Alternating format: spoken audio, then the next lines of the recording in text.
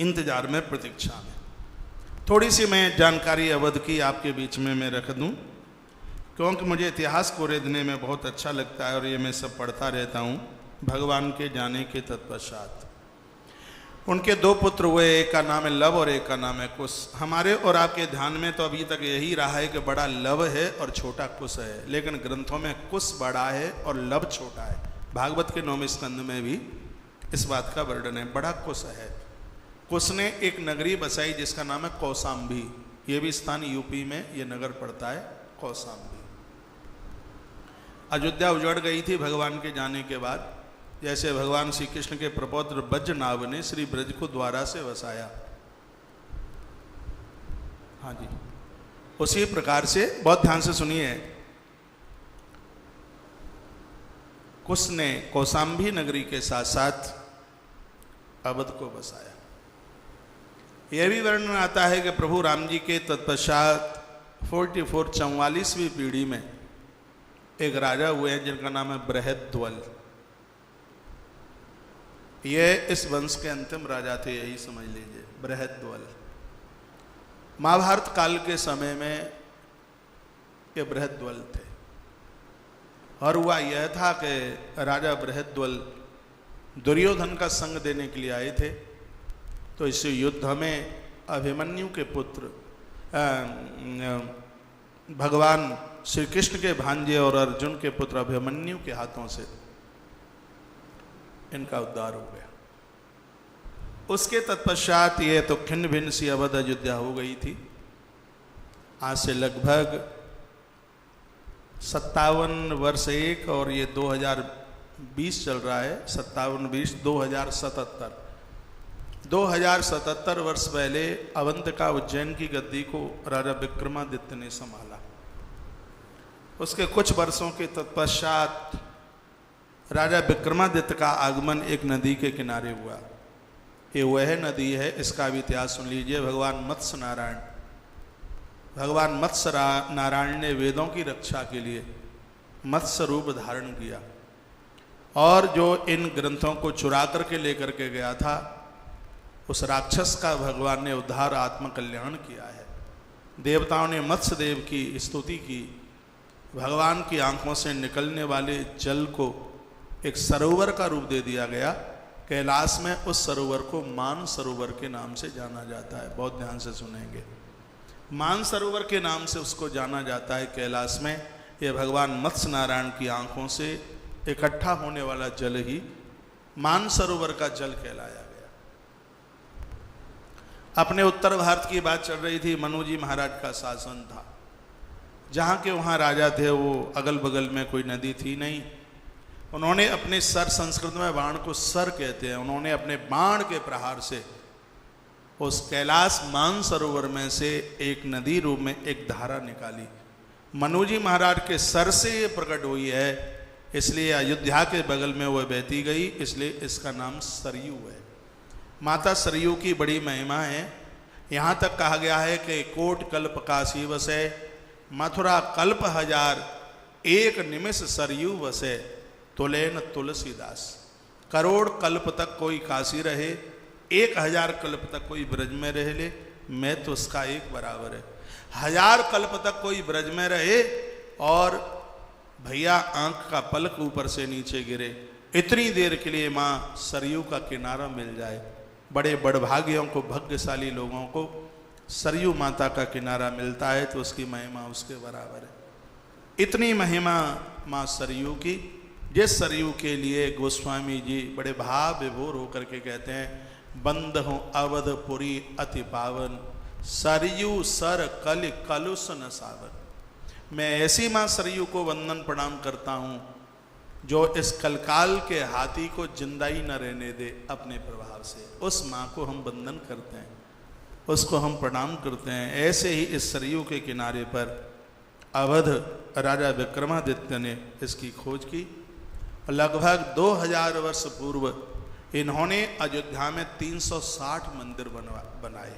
360 कनक भवन से लेकर ये सब इन्हीं के द्वारा 360 भविष्य पुराण में आगे आने वाले राजाओं की कथाएं भविष्य पुराण में हैं। भविष्य पुराण में राजा विक्रमादित्य का भी वर्णन है। 84 खम्भे का एक अद्भुत मंदिर बनाया गया। अद्भुत मंदिर था, बड़ा विशाल मंदिर का यहाँ पर यह निर्माण हुआ और उसमें 84 खम्भे थे। ये अयोध्या में बनवाया गया। अयोध्या के लिए तो 7 पुरियों में अयोध्या का नाम आता है। अयोध्या, मथुरा, माया, काशी, कांची, अवंतिका, पुरी, द्वारावती चैव सत्यता मोक्षदायका। 7 पुरियों में इसका वह नाम है जो संपूर्ण जगत को मोक्ष प्रदानित करने वाली ये नदी है। ऐसी नदी का सृजन, ऐसी नदी का निर्माण उस समय भैया सरयू के किनारे पर ऐसे इस दिव्य स्थान का, दिव्य मंदिर का निर्माण वहाँ पर किया गया। बताते हैं समय ने कुछ पलटा खाया। इस मंदिर का जीर्णोद्धार राजा पुष्प अच्छे थे, राजा पुष्पमित्र, उन्होंने इस मंदिर का जीर्णोद्धार कराया। लेकिन 1033 में इस मंदिर को एक बार नितांत नीचे गिरा दिया गया। लूटपाट बहुत की गई, लेकिन उस समय के राजा बहिराइच के जो राजा थे और उन्होंने सालार मसूद के द्वारा 1033 में जो अयोध्या के मंदिर को विध्वंसित किया गया, तो 14 जून 1033 में महाराज ने, वैराइच के महाराज उस समय इसको मार करके गिरा दिया। 14 जून 1033 का वह समय था। गढ़वाल वंशी राजाओं ने समय आने पर इस मंदिर की एक बार पुनः स्थापना कर दी। जो राजा विक्रमादित्य के द्वारा मंदिर बनाया गया, सालार मासूद के द्वारा मंदिर तोड़ा गया। बहुत ध्यान से सुनिएगा। उसके तत्पश्चात इस मंदिर का एक बार पुनः निर्माण हुआ। गहड़ बाल वंशीय राजाओं ने इसकी पुनः स्थापना की। हुआ यह है कि समय चलता रहा। 14वीं शताब्दी तक मंदिर अपने आप में अयोध्या का सुरक्षित था।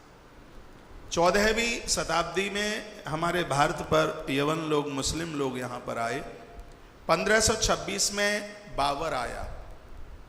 1526 में बाबर का आना हुआ और ये सरयू के उस किनारे पर था। 1526 में इसके एक धर्म गुरु ने इसको कहा कि हिंदुओं की श्रद्धा इस राम जी के मंदिर पर है, यदि इनको तुम तोड़ना चाहते हो, हिंदुओं को खोखला करना चाहते हो, तो इस मंदिर को तोड़ दिया जावे। इसने 1526 से तैयारी की, इसको 27 निकल गई और 1528 में इसने अपने सेनापति, जिसका नाम है मीर बांका, बड़ा खतरनाक था, मीर बांका ने हजारों इस्लामियों को अपने साथ में लेते हुए मंदिर को विध्वंसित कर दिया। 1528 में भगवान रामलला प्रभु श्री जी के मंदिर को तोड़ा गया। युद्ध हुआ, 2 वर्ष तक घमासान युद्ध हुआ और इस युद्ध में सबसे पहला युद्ध इसको बचाने के लिए राजा बेताब सिंह जी ने युद्ध किया और वो उस युद्ध में समाप्त हो गए। तत्पश्चात अयोध्या के पास ही 5-7 किलोमीटर दूर कोई गांव था। यहाँ के बड़े होनहार पंडित जी थे, पंडित देवी दीन पांडेय। इन्होंने क्षत्रिय राजाओं को इकट्ठा किया और इन्होंने मोर्चा संभाला और युद्ध हुआ। जमाना बाबर का ही था उस समय भी। राजा रणवीर सिंह जी, इतना अद्भुत युद्ध हुआ। पंडित देवी दीन इस युद्ध के सहयोगी थे, साक्षी थे।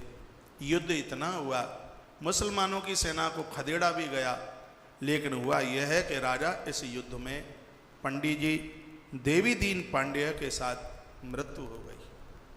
राजा रणवीर सिंह जी की पत्नी, क्षत्रियाणियों में जितने गुण होते हैं वो सब इनके अंदर थे। इनका नाम था जयराज कुमारी हंसवर।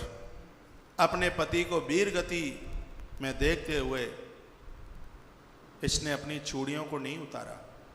इस महारानी ने 3000 देवियों को इकट्ठा किया, एक फौज बनाई 3000 देवियों की, और वो घमासान युद्ध हुआ। और उस समय हुमायूं का राज्य आ चुका था, जो कि बाबर का बेटा था। ये सुन लीजिए इतिहास, हमारे ऊपर कितने जुल्म ढाए गए हैं। लोग कहते हैं तुम सेकुलरवादी हो। जब जब इन सब घटनाओं को याद किया जाता है एक एक रोम रोता है, आंखें भर आती हैं। यहाँ लिखा हुआ है कि इस युद्ध में 1,74,000 हिंदू मारे गए थे। राजा रणवीर सिंह जी ने जो युद्ध किया था उसमें गिनती थी लाशों की, 1,74,000 हिंदुओं का उसमें कत्ल किया गया। रानी ने दुर्गा का रूप धारण कर लिया, चंडी रूप धारण किया, 3,000 माताओं को अपने साथ लिया। लेकिन पुरुष के बिना नारी अधूरी सी होती है। तब सन्यासी महात्मा स्वामी महेश्वरानंद जी महाराज ने सन्यासियों की एक फौज बनाई। ये आज की घटना नहीं है, राम मंदिर के लिए कितनी घटनाएं घटी हैं, कितने पुरोधा चले गए अपने आप को गवा करके इस मंदिर की संरक्षता के लिए, संरक्षण के लिए। सन्यासी महात्मा महेश्वरानंद जी महाराज ने सन्यासियों की एक बहुत बड़ी टोली बनाई। जय कुमारी के नेतृत्व में बहुत बड़ा युद्ध हुआ, जिसमें स्वामी महेश्वरानंद जी महाराज और महारानी हंसवर सेना के सहित ये सब के सब शहीद हो गए। हुमायूं के राज्य में इनकी भी मृत्यु हो गई। जब मंदिर तोड़ा जा रहा था उस समय महात्मा श्यामानंद जी का उसमें अधिकार था। इस मंदिर में सबसे पहला यदि कोई पुजारी मारा गया है, जो कि मीर बांका के द्वारा सबसे पहले मंदिर में जिस पुजारी की हत्या की गई याद में रखा जाए, वो महात्मा श्यामानंद जी थे, जो यहाँ के प्रमुख पुजारी थे। सबसे पहले उन्हें मारा गया। मंदिर को बचाने के लिए सबसे पहले राजा ने युद्ध किया, उस राजा का नाम मेहताब सिंह था। इस घटना को सब भूल रहे थे। दीनू पंडित जी पांडेय जी ने सबको इकट्ठा करके जो एक जज्बा युद्ध का किया, 1,74,000 लोग उसमें मारे गए, ऐसा यह इतिहास बोलता है। लेकिन अभी तक शांति नहीं ली थी हिंदुओं ने। हुमायूं के द्वारा बनाई गई एक शाही सेना बहुत खतरनाक थी। उसका निर्माण बाबर के पुत्र हुमायूं ने किया था।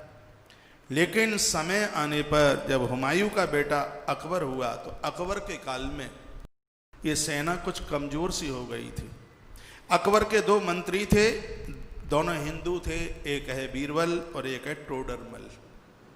दोनों के कहने से एक 3 फीट का चबूतरा अकबर ने उस स्थान पर दिया जहां एक बहुत बड़ी मस्जिद बनाई गई थी। एक 3 फीट का चबूतरा जिस पर हिंदू लोग अपने भगवान को मत्था टेकने के लिए बस जाया करते थे। कुछ समय तक राम जन्मभूमि पर रक्त नहीं बहा, ये अकबर की बहुत बड़ी चाल थी। हम हिंदू लोग तो इतने सहनशील और इतने संतोषी कि 3 फीट के चबूतरे में ही अपने हृदय की धड़कन को शांत कर लिया। लेकिन हुआ यह कि इनका जो पुत्र हुआ शासक औरंगजेब, उसने उत्तर भारत में हिंदुओं को सफाया करने के लिए रक्त हाथ में लेकर के संकल्प किया था। औरंगजेब उसने संकल्प किया था, मैं हिंदुओं को जिंदा नहीं रहने दूंगा। और इसके संकल्प में उसने अयोध्या के ऊपर 30 बार चढ़ाई चढ़ाई। अयोध्या के ऊपर इसने 30 बार अतिक्रमण किया और इसने 360 बनाए गए मंदिरों में से एक भी मंदिर को जीवंत नहीं रहने दिया। लिखा है कि समर्थ गुरु रामदास जी के शिष्य महात्मा वैष्णव दास ने औरंगजेब से 30 बार मुकाबला किया। मुक्त कराने के लिए 30 बार वह युद्ध करते रहे। औरंगजेब के तत्पश्चात 1707 में औरंगजेब खत्म हुआ। उसके बाद नसरुद्दीन हैदर के समय में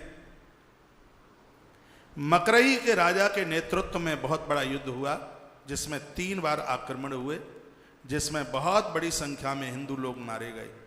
द्वारा से अमेठी के राजा गुरुदत्त सिंह जी भी इस युद्ध के सारथी थे। सेना हार को प्राप्त हुई। तब सेना का साथ चिमटाधारी महात्माओं ने, इन साधुओं के हाथ में चिमटा ही तब से आया, उससे पहले साधुओं के हाथ में चिमटा नहीं था। आपने देखा होगा कि महात्माओं के पास इतना बड़ा चिमटा जिसके नीचे इतना बड़ा छल्ला सा लगा हुआ होता था। शायद आप लोगों ने वह चिमटा देखा हो। मैंने तो उस चिमटा को देखा है। कीर्तनों में भी वो चिमटा बजता था।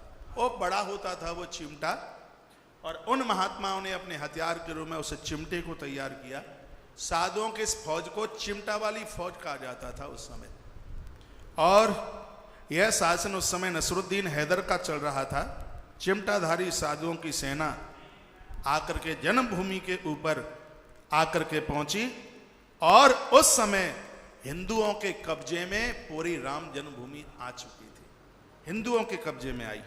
लेकिन कुछ समय के बाद साई मुस्लिम सेना के द्वारा हजारों राम भक्तों का कत्ल किया गया। इतिहास है, सुनिए। नवाब वाजिद अली के शासन में हिंदुओं ने जन्मभूमि के लिए युद्ध किया। 2 दिन 2 रात्रि तक इतना बड़ा युद्ध हुआ कि हिंदू जिसमें बहुत मारे गए, बहुत बड़ी संख्या में, कौन बोल रहे हैं, बहुत बड़ी संख्या में हिंदुओं की मृत्यु हुई। औरंगजेब के द्वारा तोड़े गए चबूतरे को द्वारा से खसखस और टाट के द्वारा वहां पर पुनः मंदिर बनवा लिया गया। वहां पर रामलला जी को बिठाया गया। वापस मुगल राजाओं ने पुनः अपने अधिकार में इस स्थान को ले लिया। 1853 में हिंदू और मुसलमानों में बहुत बड़ी हिंसा हुई। ये 1853 की बात है। 1853 में मुसलमान और हिंदुओं में एक बहुत बड़ी जंग छिड़ी। इसके बाद 1857 में बहादुर शाह जफर के समय में बाबा रामचंद्र दास ने मौलवी आमिर अली के साथ मिल करके जन्मभूमि के उद्धार का प्रयास किया, लेकिन मुसलमानों ने इसका बहुत बड़ा विरोध किया। अंग्रेजों का शासन आ चुका था उस समय। 18 मार्च 1858 को इमली के पेड़ पर एक हिंदू और एक मुसलमान को अंग्रेजों ने फांसी के साथ उनको लटका दिया था। नहीं तो उस समय इस राम जन्मभूमि का समाधान हो गया होता। उस समय 1858 का समय था। अंग्रेजों के शासन में एक हिंदू एक मुसलमान को इमली के पेड़ से लटका दिया गया। अंग्रेजी सरकार ने 1859 में विवादित स्थल पर तारों की बाउंड्री लगा दी। मंदिर के भीतरी स्थल में मुसलमान अपनी नमाज पढ़ें, बाहरी स्थल पर हिंदुओं को प्रार्थना के लिए अनुमति दी गई। ये अंग्रेजों ने किया। 19 जनवरी 1885 को महंत बाबा रघुवीर दास जी ने पहली बार इस मामले को फैजाबाद के कोर्ट में पहुंचाया। न्यायाधीश पंडित हरि किशन जी के सामने ये मामला रखा और कहा कि जहां मंदिर को तोड़ करके मस्जिद बनाई गई है, वहां रामलला का भव्य मंदिर बनना चाहिए। बाबा रघुवीर दास रो पड़े, आंख में आंसू आ गए। उन्होंने पूरा इतिहास पढ़ रखा था और कहा इसके लिए मैं अपना जीवन हारने को तैयार हूं। और इस मंदिर का कोर्ट में चल रहा है।